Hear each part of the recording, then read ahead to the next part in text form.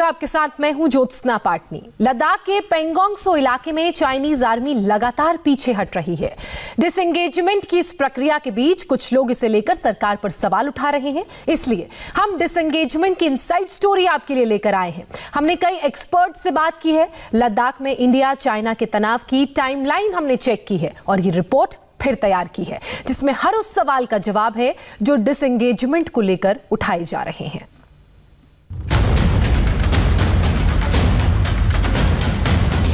भयंकर ठंड और बर्फबारी, इंडिया की जबरदस्त तैयारी, चीन के सैनिकों के सामने मुश्किल भारी, कैलाश रेंज की चोटियों पर डटे भारतीय वीर, चाइना पर इंडिया की इकोनॉमिक स्ट्राइक, पूर्वी लद्दाख के पेंगोंग सो इलाके में भारत और चाइना के डिसएंगेजमेंट को लेकर जिनके भी मन में सवाल हैं, वो चीन के पीछे हटने की वजह को इन 5 पॉइंट से क्लियरली समझ सकते हैं। अप्रैल मई 2020 में लद्दाख में भारतीय सीमा में घुसपैठ की कोशिश करने वाले चीन के सैनिक अब अपनी पुरानी चौकियों की ओर लौट रहे हैं। चाइनीज टैंक्स का रुख मुड़ा, तोपें लौटी और तंबू खड़े, तो इसकी यही 5 मोटी वजह रही। चीन को अगर हम बोलते हैं टी स्टेटस को एंटी जो स्टेटस अप्रैल के पहले तक था, उस इलाके तक वापस जाना है तो वो अकेला नहीं हो पाएगा, दोनों साइड को वो करना पड़ेगा। ये आपको ध्यान में रखना चाहिए। लास्ट बात मैं ये कहना चाहूँगा कि इस प्रकार का डिसएंगेजमेंट होने के बावजूद भी उस इलाके के ऊपर हम निगरानी रखेंगे ताकि इस प्रकार का दोबारा चीन का जो फौज है वो उस इलाके के अंदर जल्दी से ना आ पाए।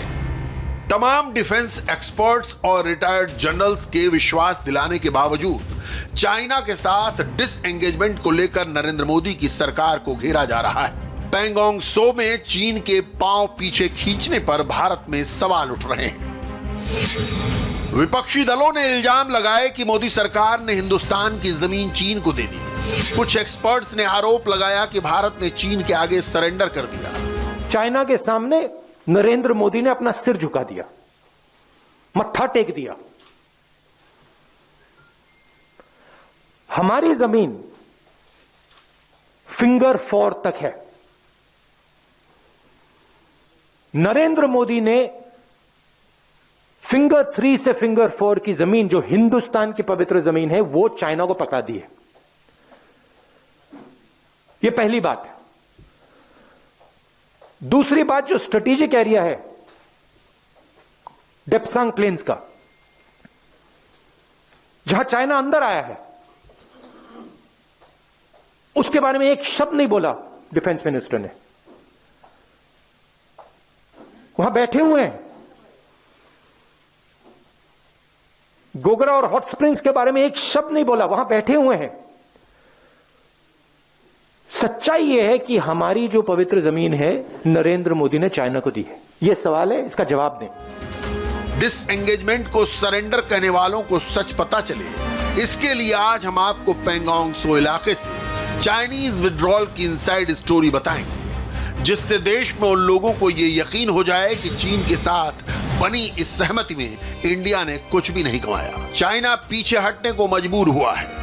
भारत को आंख दिखाने की चीन को भारी कीमत चुकानी पड़ी है। अभी चीन के साथ कई विवादित मोर्चे बाकी हैं। उन सभी मोर्चों को लेकर पेंगोंग सो में डिसएंगेजमेंट पूरा होते ही बात हुई। जो पिछले 10 महीनों से जो चले आ रहा था, लद्दाख में जो स्थिति थी, और ये तो सब आप सभी लोग जानते हैं और समझते हैं, इसको सुलझाने के लिए जो कदम अभी एक सब सेक्टर में लिया गया है, जो हम पेंगोंग सो कहते हैं, उसको सफलतापूर्वक जैसे हम उसको निभाएंगे और तय करेंगे, उसके बाद फिर बाकी जो सब सेक्टर्स है, बाकी जो इलाके हैं लद्दाख में, उसमें भी वह लागू हो जाएगा। तो एक एक करके ये होगा। इंडिया और चीन के बीच औपचारिक तौर पर डिसएंगेजमेंट के बारे में बेशक 11 तारीख को कहा हो, लेकिन पिछले 9 महीने से लगातार भारतीय सेना और चाइनीज पीएलए के बीच बातचीत जारी थी। यहां तक कि रक्षा मंत्री राजनाथ सिंह अपने काउंटर पार्ट चीन के रक्षा मंत्री से बातचीत कर रहे थे।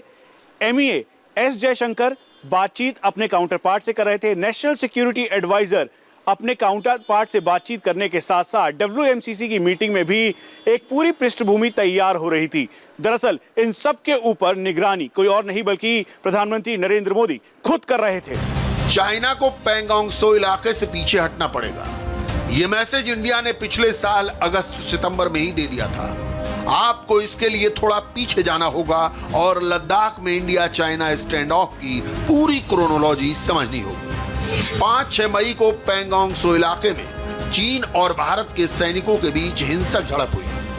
12 मई को सेना ने गलवान घाटी में चीन की बढ़ती मोर्चाबंदी और तनातनी के बारे में बयान जारी किया। 2 जून रक्षा मंत्री राजनाथ सिंह ने सीमा पर चीन के साथ बढ़ते तनाव की बात मानी और कहा कि भारत भी मिरर डिप्लॉयमेंट कर रहा है, यानी चीन के बराबर सैनिक और गोला बारूद तैनात कर रहा है। 15 जून की रात को गलवान घाटी में चीन और भारत के सैनिकों में हिंसक संघर्ष, भारत के 20 और चीन के कई जवान शहीद हो गए। 5 जुलाई को NSA अजित डोवल और चाइना के स्टेट काउंसलर वैंग यी के बीच फोन पर बातचीत हुई, जिसमें डिसएंगेजमेंट को लेकर चर्चा हुई। प्रधानमंत्री के लद्दाख दौरे, अजित डोवल और वैंग यी के बीच बातचीत, चाइनीज ऐप्स पर बैन ने ड्रैगन को नए इंडिया के न्यू रिजॉल्व का एहसास करा दिया। डोवल और वैंग यी की बातचीत के बाद पैंगोंग त्सो इलाके में चीन के सैनिक कुछ पीछे हैं, लेकिन ये उसकी एक चाल थी। भारत के वीर सतर्क थे। अगस्त में जब चाइना के सैनिकों ने पैंगोंग त्सो के दक्षिणी इलाके में घुसपैठ की कोशिश की तो भारत ने इस बार करारा पलटवार किया। 29 और 30 अगस्त की रात को भारत के जवानों ने साउथ पैंगोंग त्सो में कैलाश रेंज की कई अहम स्ट्रेटेजिक हाइट्स पर डेरा जमा लिया। भारत के सैनिकों ने कैलाश रेंज की जिन चोटियों पर मोर्चाबंदी की वो हैं मगर हिल, गुरुंग हिल, रेजांगला, रेचिल्ला, हेलमेट टॉप और ब्लैक टॉप। चीन ने पहल की, हिंदुस्तान ने उनको रोका, हमारी फौज ने उनको रोका और उसमें जो भी झड़पें हुई तो उससे उनको एक क्लियर मैसेज है कि हमने उनको रोक दिया। फिर ऐसी जगह ऐसी एक डोमिनेशन एस्टैब्लिश कर ली जिससे कि चीन को ये क्लियर हो गया, कुछ एक ऐसे हमने जगह ऑक्यूपाई किए हैं, हाइट्स ऑक्यूपाई किए हैं जिससे चीन को बिल्कुल उम्मीद नहीं थी। और अब चीन ने शायद हमारा ये रिजॉल्व का अंदाजा नहीं लगाया, लेकिन कुल मिला के ये बात तय है, जैसे आपने कहा, कि हिंदुस्तान की आर्मी और हिंदुस्तान का अपना स्पिरिट, इंडिया की एक पॉलिटिकल डिप्लोमेटिक स्पिरिट एक ऐसी रिजॉल्व को जाहिर कर दिया है कि ये 1962 ना समझें। पूर्वी लद्दाख के स्टैंड ऑफ में इंडिया के जवानों का कैलाश रेंज की हाइट्स पर काबिज होना सबसे बड़ी कामयाबी थी। यह सामरिक रूप से बेहद महत्वपूर्ण इलाका है। इन चोटियों पर कब्जे से भारतीय सैनिक उस स्पैंगुर गैप को डोमिनेट करने लगे थे जहां से चीन पर हमला किया जा सकता था। चीन का मोल्डो सैनिक अड्डा इन चोटियों पर बैठे भारतीय जवानों के डायरेक्ट निशाने पर था। कैलाश रेंज में दोनों देशों के सैनिक महज कुछ 100 मीटर की दूरी पर आमने सामने थे। लगभग 350 किलोमीटर लंबी कैलाश रेंज तिब्बत की मानसरोवर झील तक जाती है। यहां से तिब्बत और शिनजियांग को जोड़ने वाला चाइनीज हाईवे नंबर 219 भी ज्यादा दूर नहीं था। भारतीय जवानों के मोर्चे पर डटे रहने के कारण चीन की मुश्किल बढ़ती जा रही थी। अब उसकी चौकियां डायरेक्ट इंडिया के निशाने पर थीं। चीन ने अक्टूबर में डिसएंगेजमेंट का नया प्रस्ताव भारत के सामने रखा, जिसमें चरणबद्ध तरीके से सैनिक पीछे हटाने का प्रस्ताव था। अपने नए प्रस्ताव में चीन ने फिंगर 5 तक पीछे हटने का प्रस्ताव रखा और कहा कि भारत फिंगर 3 तक चला जाए, मगर भारत ने यह प्रस्ताव ठुकरा दिया।